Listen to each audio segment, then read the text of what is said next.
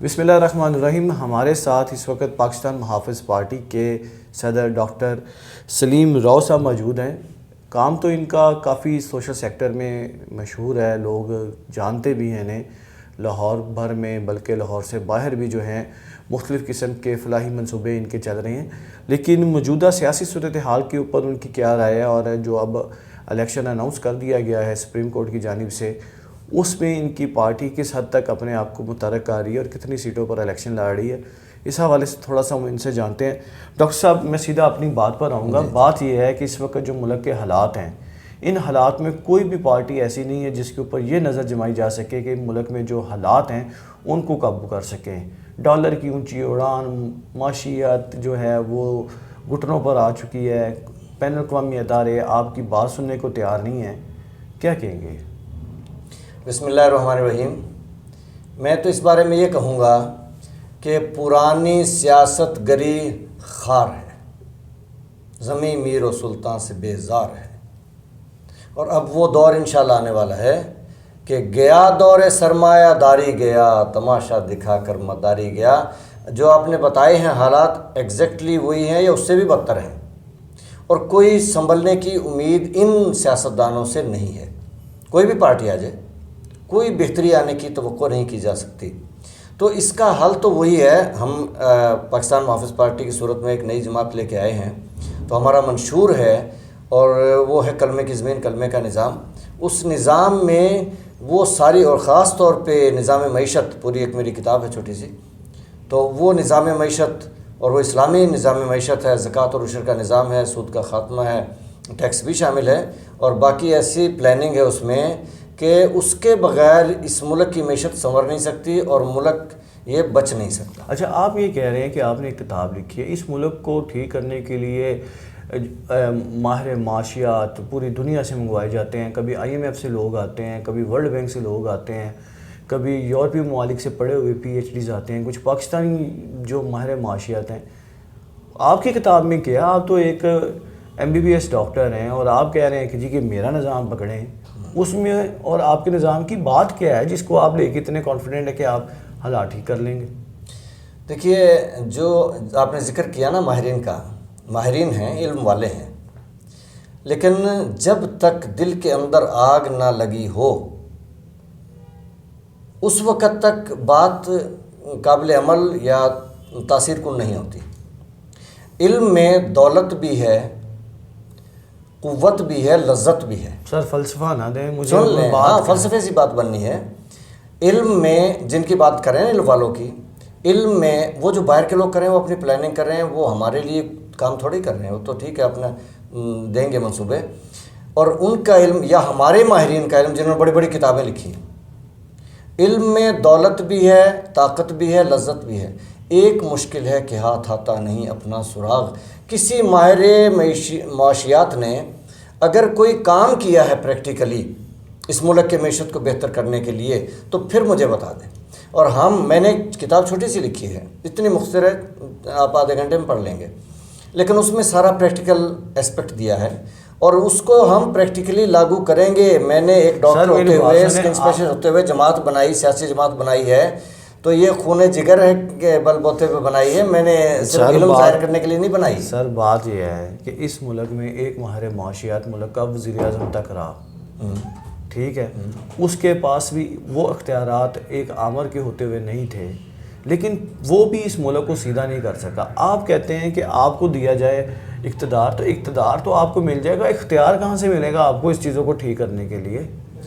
اچھا، ایک تو میں اس کے بارے میں بتاؤں کہ جو ماہر معاشیات آیا تو بات وہی ہے، علم تو ہے لیکن خود شناسی نہیں ہے۔ اس نے یہ تو نہیں سوچا کہ وہ ایک ملک بنانے آیا ہے، وہ تو اپنے آپ کو بنانے آیا تھا، بنا کے چلا گیا۔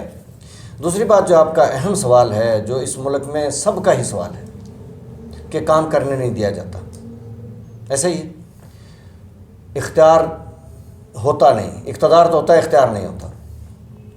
مجھے یہ بتا دیں کہ ان شہروں کو صاف رکھنے سے کون سی طاقت روکتی ہے ان سیاستدانوں کو، حکمرانوں کو؟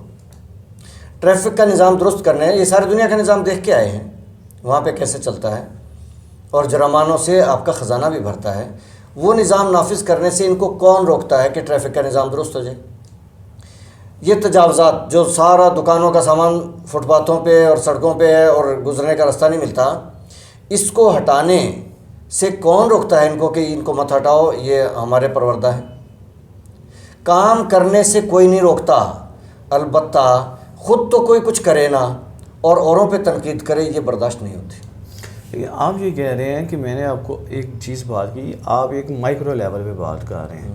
بات یہ ہے کہ اب آپ کو تازہ اگزامپل دے دیتے ہیں کہ اس ملک میں اس وقت زرعی اجناس کا بحران ہے۔ اس ملک میں کھانے کو گندم نہیں، ٹیکسٹائل ملوں والوں کے پاس کاٹن نہیں، فیکٹریوں والوں کے پاس را مٹیریل نہیں۔ اب یہ سارا کچھ اس وقت جس حالات میں ہم پہنچ چکے ہیں، اس میں کیا مائکرو مینجمنٹ سے حالات بہتر ہوں گے؟ اس وقت تو سب سے پہلے تو اوپر سے حالات ٹھیک کرنے کی ضرورت، پھر ہم جا کے ان چیزوں کے اوپر بات کریں۔ تو اس کا کیا حل ہے؟ آپ کی تو پورٹ پہ اربوں ڈالر کا سامان پڑا ہوا ہے، جس دن آپ نے اربوں ڈالر کے لیے ایل سی کھولنے کی دی، انہیں ریلیز کرنے کے کہہ دیا، اس دن تو آپ کا ملک ڈیفالٹ کر جائے گا۔ کہاں پہ کھڑے ہوں گے آپ؟ دیکھیے، مائکرو ہو یا میکرو ہو، کرنے والا کرتا ہے۔ نہ یہ میکرو پہ کرتے ہیں نہ مائکرو پہ کرتے ہیں۔ جتنے بھی آپ کے حکمران اب تک آئے ہیں سیاستدان، آپ مجھے ایک سیاستدان بتا دیں کہ جس کے زمانے میں ملک ترقی کرتا ہوا نظر آیا ہو، یعنی ہمارے روپے کی ویلیو، ہماری کرنسی کی ویلیو ڈیکریز نہ ہوئی ہو اور ڈالر اوپر نہ گیا ہو، معیشت بہتر ہوئی ہو۔ معیشت کی نشانی یہی ہے۔ کوئی بتا، گزشتہ دور تھا جب تو وہ ڈالر کو 100 روپے پہ لے کر نہیں آیا تھا۔ کتنے دن کے لیے؟ سال ہو سکتا ہے 5 دن کے لیے لے کے آؤ، لیکن لے کے تو آیا ہے نا وہ۔ اس کو نہیں کہتے، ایک ہوتا ہے سسٹین کرنا کسی چیز کو۔ ترقی وہ ہوتی ہے کہ آپ اس کو مینٹین کریں یا انکریز کریں۔ یہ نہیں ہوتا کہ کسی سلوگن کے لیے آپ نے کوئی 10 روپے کی پٹرول میں قیمت میں کمی کر دی، ہمدردیاں یا کوئی نعرہ بنانے کے لیے، تو یہ تو نہیں ہے۔ ہاں، اگر آپ نے پھر پرماننٹ کر دی 10 روپے قیمت کم، تو وہ مانی جائے گی۔ اچھا، اور اسحاق ڈار کا آپ نے ذکر کیا، یہاں کوئی بھی مجھے ایک بتا دیں اس پاکستان میں کہ جس کے دور میں پاکستان کو آپ کہیں کہ یہ مخلص آدمی تھا اور اس نے اچھا کام کیا اور ملک ٹریک پہ آ گیا تھا۔ اچھا، مجھے یہ بتائیں کہ اس ملک میں ہمیشہ سے کہا جاتا ہے کہ سیاستدان جو ہے نا اس ملک کی بربادی کے ذمہ دار ہیں۔ آپ بھی ایک سیاستدان ہیں، سیاستدان ہیں نا، تو آپ سمجھتے ہیں کہ سیاستدان اس ملک کی بربادی کے ذمہ دار ہیں؟ دیکھیں، میں تو ابھی نیا فیلڈ میں آیا ہوں اور کچھ اور جذبے سے آیا ہوں۔ ماضی کے جو سیاستدان جو اب تک بھی چل رہے ہیں، ان کی میں بات کروں تو انہوں نے ایسی سیاست کی ہے کہ سیاست ایک گالی بن گئی ہے۔ شرفا، نیک لوگ سیاست میں اس لیے نہیں آتے کہ یہ ایک گالی بن چکی ہے، وہ یہ ایک گناہ کبیرہ بن چکا ہے سیاست دانوں نے۔ کس طرح؟ کسی بھی سیاستدان، میں کہہ رہا ہوں نا، کوئی ایک دکھا دیں جس نے فیئرلی کام کیا ہو قوم اور ملک کے لیے۔ نہیں، اب دیکھیں نا، سیاستدان کب سے اس ملک میں اقتدار میں ہے؟ سیاستدانوں کو تو جب بھی اقتدار ملا ہے لولا لنگڑا ہی ملا ہے، کسی نے 2 سال، کسی نے 2.5 سال۔ آپ سمجھتے ہیں کہ آپ کے پاس کوئی ایسا پلان ہے کہ آپ 2.5 سال میں اس ملک میں انقلاب لے آئیں گے؟ اچھا، میں ذاتی بات کسی کی بھی نہیں کرنا چاہتا، لیکن اب کہنا پڑے گا۔ دیکھیں، پہلے جمہوریت آئی ایوب خان اور یحییٰ خان کے بعد بھٹو کی۔ آپ مجھے بتا دیں کہ اس دور میں پاکستان نے کتنی ترقی کی، ترقیاتی وہ جو ہے اقتصادی کہہ لیں یا کچھ بھی کہہ لیں، جو ایک ترقی کا سلسلہ چل رہا تھا ایوب خان کے دور میں۔ ایوب خان کے دور کی جو ترقی آپ مانتے ہیں کہ آپ کہتے ہیں جی کہ ایوب خان، ضیاء الحق اور مشرف کے دور میں ترقی ہوئی، یہ کلیم ہے میرے خیال سے آپ کا؟ ضیاء کو تو میں نہیں کہوں گا، لیکن ایوب خان کے دور میں پاکستان ایشین ٹائیگر تھا۔ یہ گوادر آپ نے خریدا تھا، آپ کے پاس پیسہ تھا، جرمنی کو آپ نے قرضے دیے تھے، آپ کے اب ملک دنیا میں، لیکن ملک کو توڑنے کی ذمہ داری بھی تو پھر ایوب کی تھی نا؟ کیوں؟ دیکھیں، حالات جیسے بھی تھے۔ ایوب خان پچھلے 12 سال سے 13 سال سے اقتدار میں تھا، اس سے پہلے 10 سال سے وہ سیاستدانوں کو لڑا رہا تھا، تو 20 سال جو ہے اس نے 10 سال انڈائریکٹ اور 10-12 سال انڈائریکٹ گورنمنٹ کی ہے، اور اس کے بعد آپ نے ملک گنوا دیا۔ آپ کہہ رہے ہیں کہ وہ اس نے ترقی کر دی۔ جب وہ چلا گیا اس کے بعد کتنے سال ملے یحییٰ خان کو؟ اور پھر ہاں جی 2 سال ملے۔ 2 سال میں اسٹریٹجی کمپلیٹلی چینج ہو سکتی ہے، آپ کی پلاننگ بالکل چینج ہو سکتی ہے۔ تو 2 سال میں، اور جو یحییٰ خان کی بیک پہ تھے وہ سیاستدان ہی تھے، وہ یحییٰ خان تو بیچارہ جو تھا نا، نہیں، لیکن یحییٰ خان کو آپ کہہ رہے ہیں کہ سیاستدان تھے، لیکن مجھے سیاستدان نہیں تھے، ان کی بیک پہ جو سیاستدان تھے. لیکن بات یہ ہے کہ ڈاکٹر صاحب کہ ایوب خان کے دور میں جب الیکشن ہوا ہے، فاطمہ جناح کے ساتھ کھڑا ہوا بندہ، وہ کیا حالات ہوئے کہ 7 سال میں دوسری طرف جا کے کھڑا ہو گیا. ہاں، یہ بات میں ضرور کہوں گا کہ جو بھی اقتدار میں آیا، چاہے کوئی بھی ہو، اس نے بس یہ سوچ لیا کہ اس کے بغیر یہ ملک نہیں چل سکتا، لہٰذا اسے ہی رہنا ہے تا قیامت.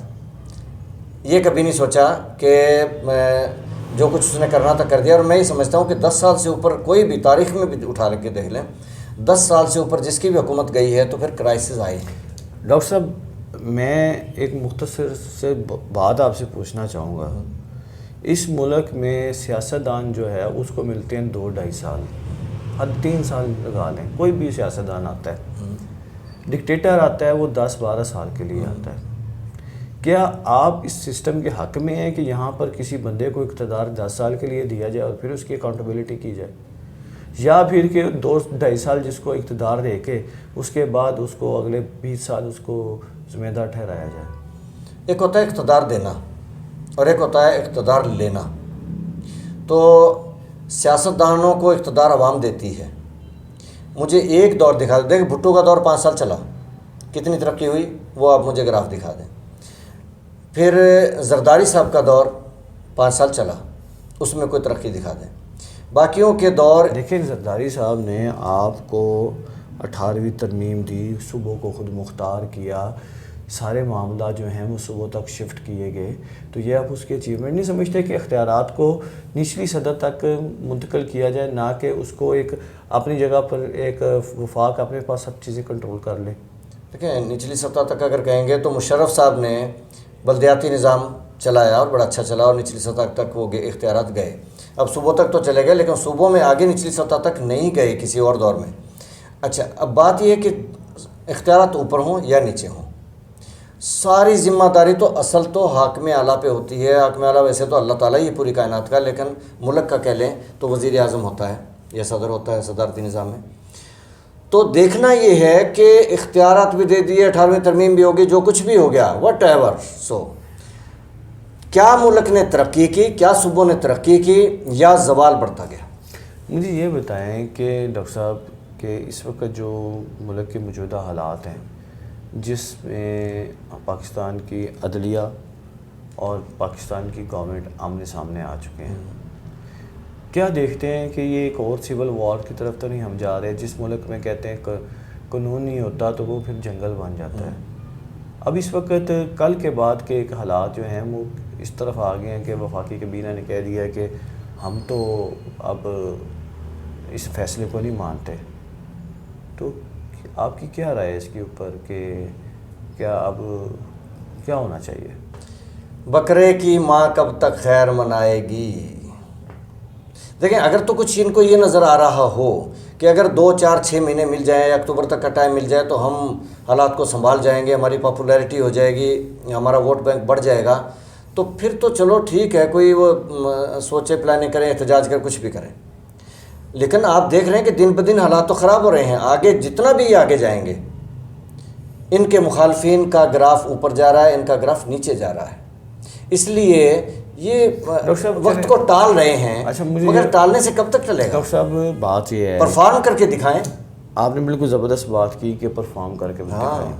بات تو پرفارمنس، الٹیمیٹلی عوام نے تو پرفارمنس دیکھنی ہے. کویشچن اب آگے یہ آ جاتا ہے کہ وہ ایک بڑی قانونی اور سیاسی بحث ہو جائے گی، لیکن اس طرف نہیں جاتا. میں ڈاکٹر صاحب سے ایک بات پوچھنا چاہتا ہوں کہ کیا اس وقت سیاستدان بیٹھ کر اس مسئلے کا حل نکال سکتے ہیں، یا پھر اس ملک کی اسٹیبلشمنٹ کو ایک بار پھر جو ہے وہ اس میں انٹروین کرنا چاہیے اور اس صورتحال کو کنٹرول کر کے لپیٹ دینا چاہیے؟ دیکھیں، میرے نظریے میں تو ایک چیز ہوتی ہے جو آلریڈی شاید ہے بھی، کہ ملک کی نیشنل سیکورٹی کونسل، اس میں سارے ادارے شامل ہونے چاہیے اور وزراء بھی، حکمران سیاستدان بھی، اور ہر مہینے میٹنگ ہو اور وہ حالات کا جائزہ لیں اور وہ قومی حالات کے لیے کوئی راہ عمل بنائیں. ہونی چاہیے، مشاورت سے سارے کام ہونے چاہیے. نہیں سر، دیکھیں اس میں تو مشاورت کیوں ہوگی؟ کیونکہ اس میں تو تمام تر اختیارات جو ہے، اگر قانون کہتا ہے کہ اب پاکستان میں حکومت کا مطلب وفاقی کابینہ ہے، اور وفاقی کابینہ جو ہے وہ مشورے کے لیے ہر کسی کو بلا سکتی ہے، ہر کسی سے پوچھ سکتی ہے۔ قومی سلامتی جو ہے وہ ہمارا جو کانسٹیٹیوشن ہے اس کے مطابق تو ایک چیز ایگزسٹ نہیں کرتی۔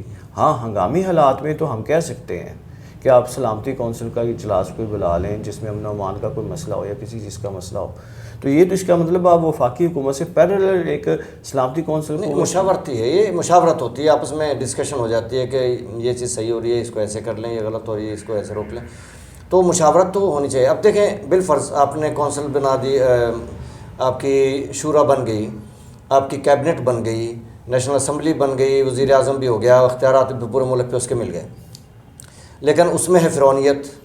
آپ کا خون جلتا ہے کہ نہیں؟ میرا خون جلتا ہے کہ نہیں؟ ادارے والوں کا خون جلتا ہے کہ نہیں؟